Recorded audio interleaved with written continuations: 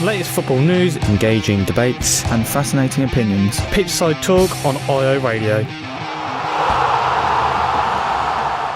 So it is Monday Night Football, and we have two games for you. We have Everton versus Crystal Palace as the first game, and for Everton, looks like Jordan Pickford has still not recovered from his abdominal problem, which he picked up before the international break. So it looks like Robin Olsen is going to be in, and he's going to be debutising for him once again. And James Rodriguez is available for Carlo Ancelotti's side. But for Crystal Palace, there's another injury list on there. Tyrell Mitchell, he is still injured for them, so he will not be playing. And also, you'll be joining the sidelines of Nathan Klein and McCarthy.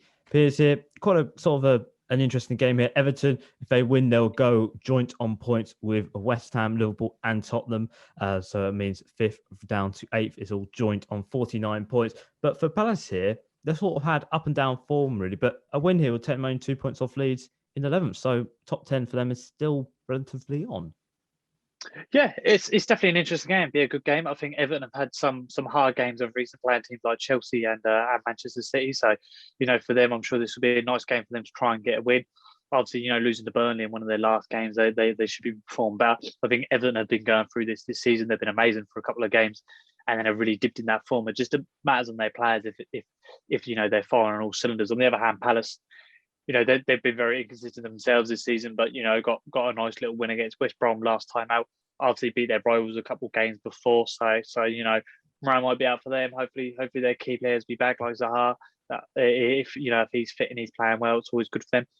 I think it'll be an interesting game, but I think Everton will look to bounce back. I think they've had a nice break from the international. I think they went into bad form at the right time just before the international. Now they can come back, hopefully refreshed and recharged. I think Everton will get the win here. I'm going to go for a 2-1. So there's another game here for Monday Night Football. It is Wolves versus West Ham. And for Wolves, Nuno Espirito Santos says he has several players, including João Moutinho, who are doubts as they are all suffering small problems from international duty. But some good news here. Rui Patricio has been cleared to play for this game after recovering from his concussion that he suffered last time out against Liverpool. But for West Ham, Dave Moyes, he has reported a few knocks and bruises from his players returning back from international duty, but no serious problems at all. But Ogbonna and Yarmolenko still remain out for the Hammers here.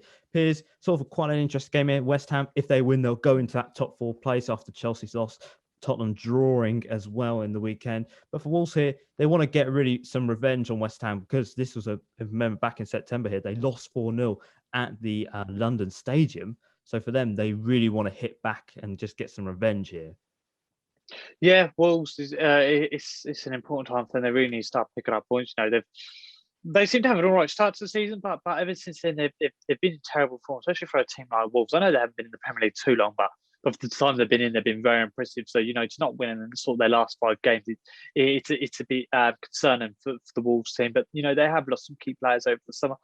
West Ham, on the other hand, all the results have gone perfect for them. The teams below them, like Arsenal, have lost, Tottenham drew, Leicester have lost, and Chelsea have lost. So everything's inclined for West Ham. But they look like they're in funny form.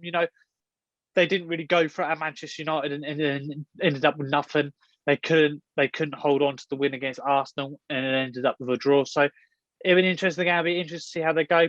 But I think Wolves really need something now, and so do West Ham. So I think it'll be a good clash, and I'm going to go for a 2-2.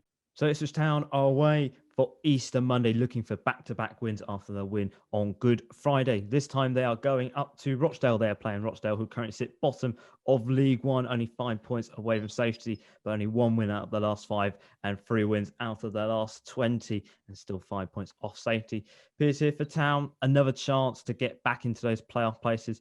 But for Rochdale here, they need 3 points sooner rather than later, really. And if they want to continue their 7-year stay in League One.